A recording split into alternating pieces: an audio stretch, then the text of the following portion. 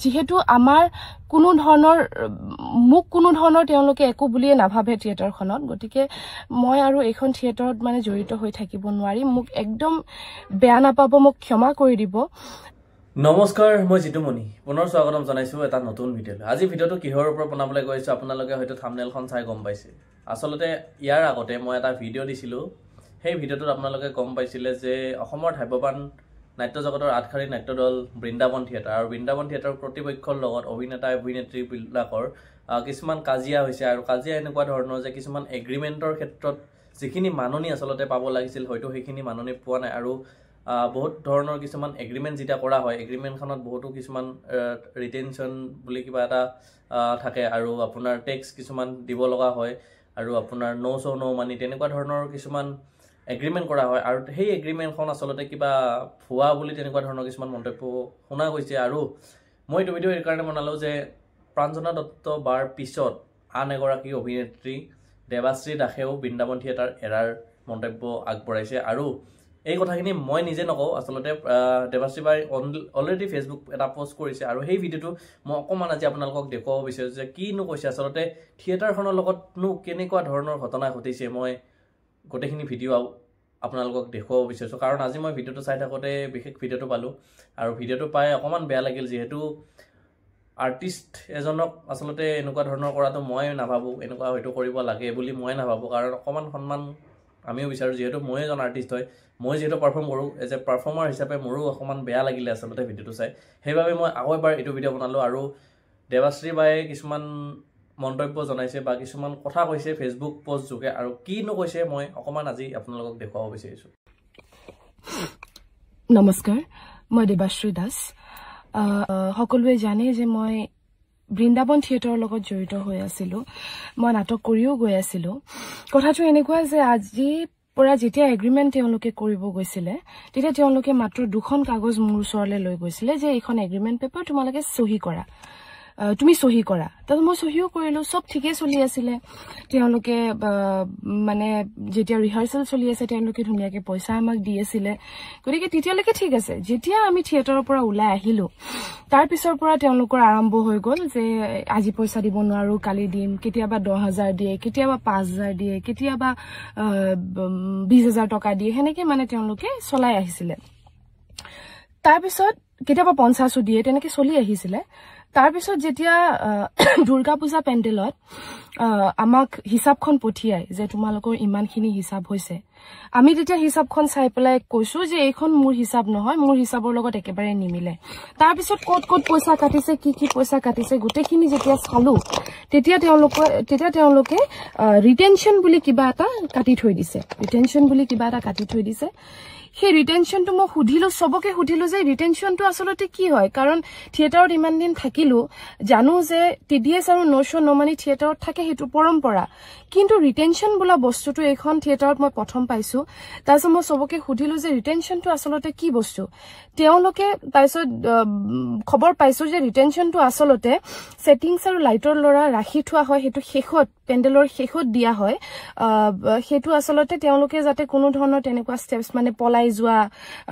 যোৱা ধৰণৰ তেনেকুৱা কাম কৰিব নোৱাৰে সেই কাৰণে মানে ৰিটেনশ্যনটো ৰাখি থোৱা হয় এতিয়া মোৰ প্ৰশ্ন হৈছে যে ৰিটেনশ্যনটো আমাৰ শিল্পীবিলাকৰ কিয় ৰাখে যিসকল আৰ্টিষ্ট বেনাৰত কাম কৰি আছে সেইসকল আৰ্টিষ্ট জানো পলাই যাব মোৰ প্ৰশ্নটো হ'ল এইটো আসলতে এটা গাত লাগা কথা যে যিসকল আৰ্টিষ্টে আমাক মানুহে চিনি পায় আমাক মানুহে চায় গতিকে আমি কিবা ধৰণৰ আমি যদি প্ৰবলেম পাওঁ যে আজি ইয়াত থাকিবলৈ মন যোৱা নাই বহুত মানসিকভাৱে মই যথেষ্ট মই ইয়াত থাকিব পৰা নাই আমি ডেফিনেটলি মালিকক কৈ যাম থিয়েটাৰৰ গোটেই মানুহখিনিক কৈ যাম যেনেকে মই আজি কৈ আছো গতিকে আমি তেনেকে কৈ যাম কোনো ধৰণৰ পলুৱা ষ্টেপছ আমি নলওঁ গতিকে সেই ৰিটেনশ্যনটো ৰাখি থোৱাটো আসলতে গাত লগা কথা হৈছে তাৰ পাছত দুৰ্গা পূজা পেণ্ডেলতে তাৰপিছত কলো তেওঁলোকক গৈ পিনি যে আপোনালোকে প্লিজ কাইন্ডলি মোৰ এগ্ৰিমেণ্টখন দেখুৱাওক তেওঁলোকে এগ্ৰিমেণ্টখন সেই দুখন পাত যে মই সাইন কৰি থৈছিলো তাৰ মাজত তেওঁলোকে এক্সট্ৰাকে দুখন পেপাৰ টাৰ্মছ এণ্ড কণ্ডিশ্যনৰ সোমাই ষ্টেপল কৰি দিছে তাৰপিছত যেতিয়া সুধিছো এই দুখন কাগজ কেতিয়া সোমোৱালে কাৰণ এই দুখন কাগজ আজি যদি টাৰ্মছ এণ্ড কণ্ডিশ্যনত এইবোৰ বস্তু লিখা থাকিলেহেঁতেন মই কোনো কাৰণত থিয়েটাৰত নাহিলোহেঁতেন মই বৃন্দাবন থিয়েটাৰত নাহিলোহেঁতেন তেওঁলোকে কৈছে তোমালোকে পঢ়িছিলা তুমি পঢ়ি পেলাই তো তোমালোকে সাইন কৰিছা তেতিয়া মই কৈছো সেক্ৰেটাৰীক যে আপুনি বেলেগৰ মানে ৰাতুল দাহতৰ বা জীবন দাহতৰ নিৰ্মল দাহতৰ আমাক এগ্ৰিমেন্টখন দেখাওক তেতিয়া বাও আছিলে বাৰ তাতো মানে বাকো এগ্ৰিমেন্টখন দেখুৱা হৈছিল তেতিয়া কৈছিল যে এগ্ৰিমেন্টখন দেখুৱাওক এগ্ৰিমেন্টখন তেওঁলোকে যেতিয়া দেখুৱালে মানে আমাৰ সেক্ৰেটাৰীয়ে মহন্ত দাই জিতেন মহন্তই যেতিয়া আমাক দেখুৱালে তেতিয়া আমি দেখিবলৈ পাইছো যে ৰাতুল দা জীবন দা নিৰ্মল দা সবৰে এই টাৰ্মছ এণ্ড কণ্ডিশ্যনৰ পথলৈকে তেওঁলোকে সহি কৰি থৈ দিছে যত নেকি মোৰ আৰু বাৰ এগ্ৰিমেন্টখনত পথলৈকে আমাৰ সহি নাই ইট মিন্স আমি সেই দুখন টাৰ্মছ এণ্ড কণ্ডিশ্যনৰ কাগজ আমি পোৱাই নাই হেতু হল তাৰ পিছত যেহেতু হেতু জনাৰ পিছত যে তেওঁলোকে ফ্ৰড কৰি পেলাই মাজত দুখন কাগজ ভৰাই দিছে তেতিয়া মালিকক আমি কলো যে দাদা আমি আৰু পেন্ডেল কৰিবলৈ নাযাও যেহেতু আমাৰ লগত ফ্ৰড হৈছে আমি নাযাও আৰু পেন্ডেল কৰিবলৈ এটোই আমাৰ শেষ পেন্ডেল তেও তেতিয়া গুটেখিনি কথা মানি লৈছিলে যে যেহেতু আমি পেন্ডেল কৰিব যাব লাগিব গতিকে তেও মানি লৈছিলে গুটেখিনি শৰ্ত আমাৰ মানি লৈছিলে তেতিয়া মই এটা শৰ্ত দিছিলো যে মোৰ লগত আইনী পদ্ধতি যেহেতু এখন এগ্ৰিমেন্ট মই নামানো এখন এগ্ৰিমেন্ট আপোনালোকৰ ভুৱা মই এখন এগ্ৰিমেন্ট নামানো গতিকে আপোনালোকে মোৰ লগত নতুনকে আইনী পদ্ধতিত এগ্ৰিমেন্ট কৰিব লাগিব হেদিনাখন তেও মানিলে আইনী পদ্ধতিত এগ্ৰিমেন্ট কৰিম বুলি কৈছো তেও মানিলে তেও ৰিটেনশনৰ পইচা আমাৰ নাৰাখো বুলি তেও মানিলে তেও আমাক পইচা দিম বুলি তেও মানিলে গুটেখিনি পইচা তেও মানে যেটো পইচা বিচাৰিছিল তেখেতে কৈছে যে এটো দিব নোৱাৰো এতিয়া তেও তোমাক মই ৫০,০০০ টকা এটা দিলো তুমি লোৱা তাৰছত তুমি পেন্ডেললৈ যোৱা গলু তেওঁলোকে যেহেতু গুটেখিনি কথা মানি ললে গতিকে গলু আজি গোল তাৰছত মানে তেও কোনো ধৰণৰ তেনেকুৱা ৰেসপন্স নিদিয়া হল আমাক আমাৰ ফোন আমি ফোন কৰিলে তেও ফোন ৰিসিভ নকৰে তেও মেসেজ কৰিলে তেও ৰিপ্লাই নকৰে আনকি যি সকল আৰ্টিষ্টক তেও আহি পেলাই দৰমহা দিয়ে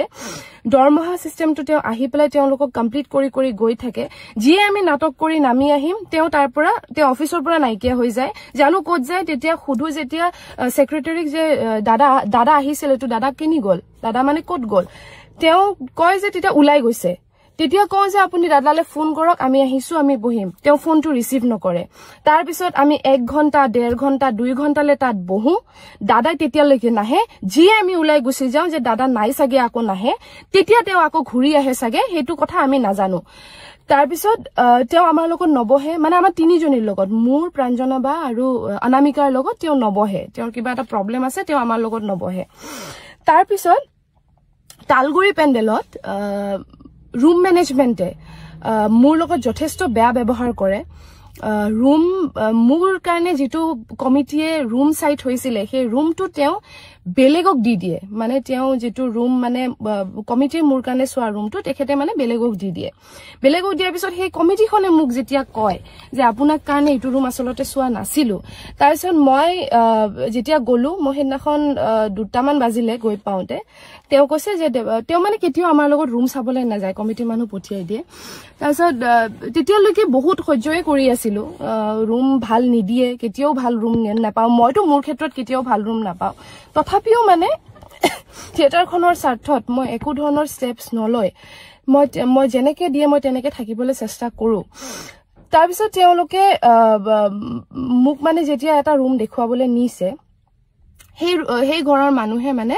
roomটো কেনসেল কৰি দিলে মই যাওঁতে মই গৈছো এটাতে তেওঁলোকে ক'লে যে আমি আৰ্টিষ্ট নাৰাখো যত নেকি আগলৈকে তেওঁলোকে ৰাখিম বুলিয়ে কৈছিলে হেতু বাৰু কমিটিৰ কোনো গাত ভুল নহয় হেতু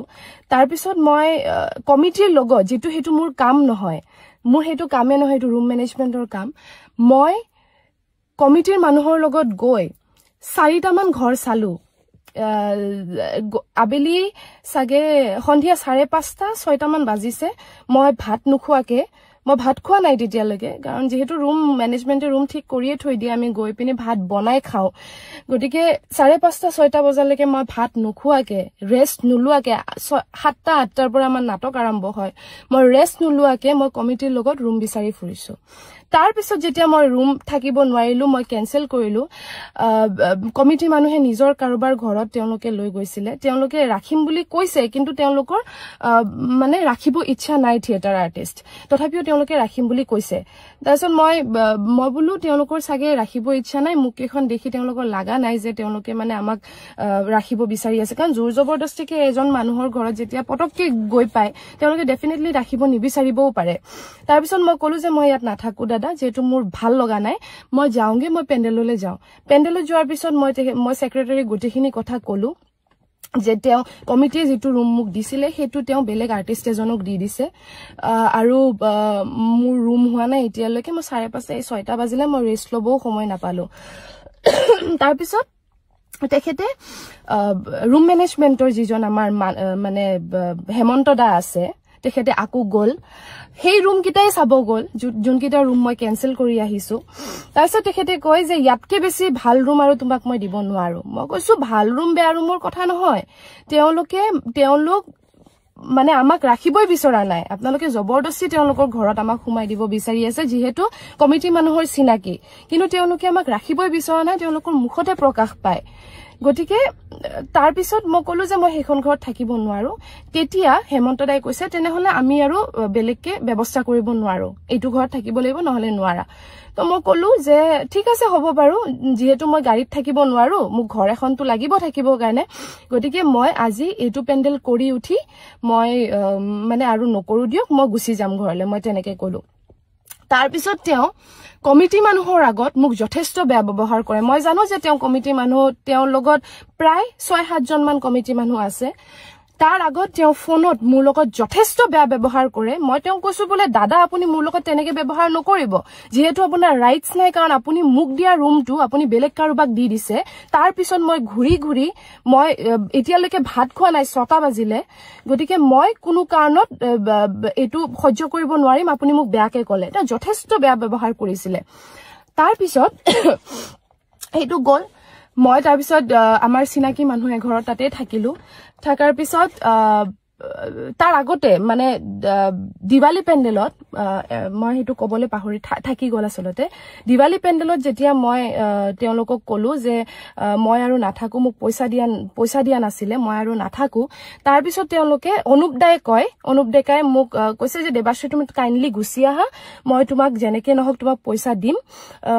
মই যিখিনি প্ৰাপ্য বিচাৰিছিলো তেওঁলোকে হেখিনিটো দিয়া নাই কিন্তু কিবা এটা পেমেন্ট তেওঁলোকে মোক দিব বুলি কোৱা কাৰণে মই পেন্ডেললৈ গলো তথাপিও মই গাড়ীৰ পৰা নামি অহা নাছিলো কমিটিৰ মানুহে মোক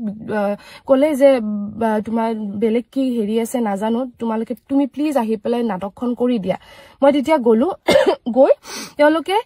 নাটকৰ শেষত মোৰ লগত হিচাপত বহে যত তেওঁলোকৰ হিচাপটো মিলা নাই মোৰ হিচাপটো মিলি আছিল তেওঁলোকে মোক পইচা এটা দিলে এমাউন্ট এটা তাৰ পিছত তেওঁলোকে মোক কয় মানে মহন্ত দা আমাৰ যেহেতু যিজন সেক্ৰেটাৰী হয়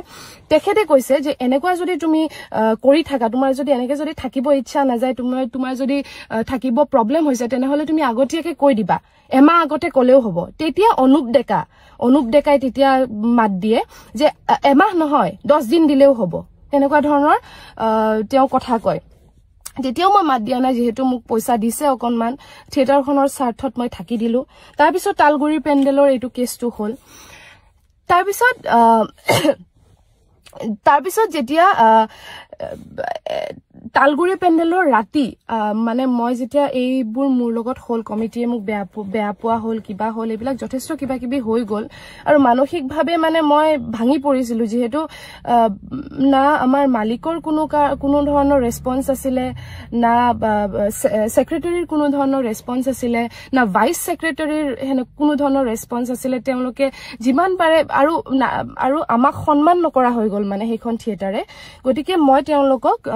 শো চলি থকাৰ সময়ত তেওঁলোকে যেতিয়া আকো হিচাপ পঠিয়াইছে ৰিটেনশনটো আকো কাটি পেলাই হিচাপ পঠিয়াইছে মই তেওঁলোকক কৈছো যে দাদা মোৰ তাত ৰেকৰ্ডিংও আছে মই কৈছো যে দাদা যেহেতু আপুনি 10 দিন বিচাৰিছিলে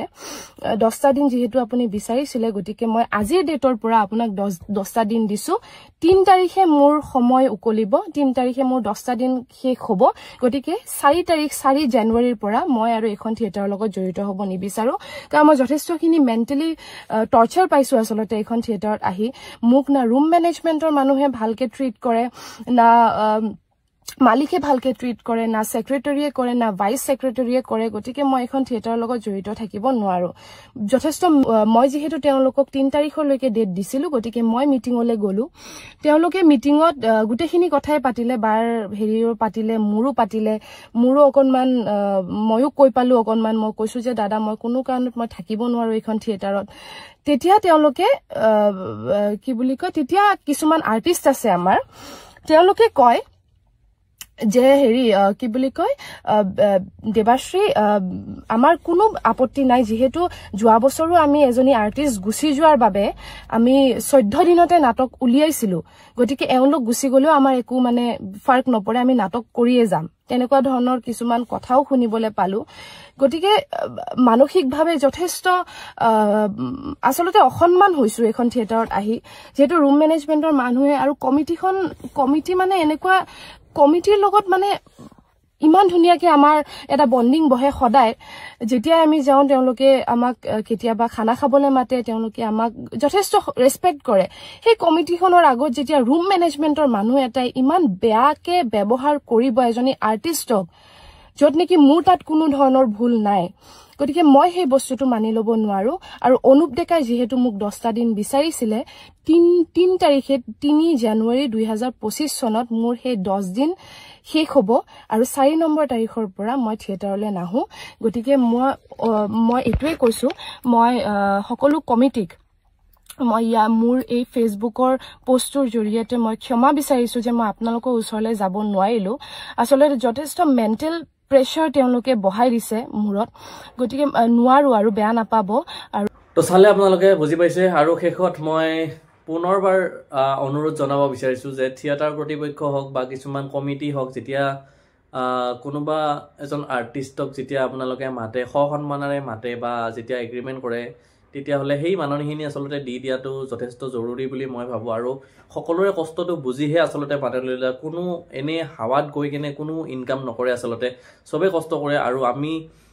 যেহেতু আৰ্টিষ্টখিনিৰ কথা যদি মই ক'বলৈ যাওঁ কাৰণ আমি বহুতখিনি কষ্ট কৰো গোটেই ৰাতি যাম আজি অহাকালি 31 ডিসেম্বৰ অহাকালি মোৰ শো আছে আপোনালোকৰ তিনচুকীয়াত আৰু তিনচুকীয়াত মই যেহেতু যাম আজি গতিকে তিনচুকীয়াত মই গোটেই আজি ৰাতিটো গোটেই যাব লাগিব তাত গৈ মই ৰুম ল'ব লাগিব মোৰো ধৰক খৰচা থাকে তেনেকুৱা ধৰণৰ প্ৰত্যেকজন আৰ্টিষ্টৰে তেনেকুৱা হয় তো সকলোৱে গাড়ী লৈ যায় গাড়ী খৰচা থাকে লগত এসিস্টেন্ট থাকে তো তেওঁলোকৰ খৰচা থাকে গোটেইখিনি খৰচা মিলিহে আসলতে এটা বাজেট কোৱা হয় আৰু সেই হিচাপেহে আসলতে আৰ্টিষ্ট সকল জিয়া আছে আৰু আপোনালোকৰ কাৰণেহে সকলো আৰ্টিষ্ট জিয়া আছে গতিকে আপোনালোকে সন্মানেৰে মাননীবিলাক যাতে এনেকুৱা ধৰণৰ নকৰে আৰু হেতুৱে অনুৰোধ জনাব বিচাৰিছো সকলোৰে কথা কৈছো আসলতে মোৰ কথা বুলি কোৱা নাই সকলো আৰ্টিষ্টৰে কথা কৈছো আৰু ভিডিওটো আজি ইমানেই আছিল যদি ভিডিওটো ভাল লাগিলে লাইক কৰিব কমেন্ট কৰিব শেয়াৰ কৰিব যদি হে মোৰ চেনেলটো নতুনকৈ চাই আছে তেতিয়াহলে চেনেলটো সাবস্ক্ৰাইব কৰি দিব থ্যাংকস ফৰ ওয়াচিং বাই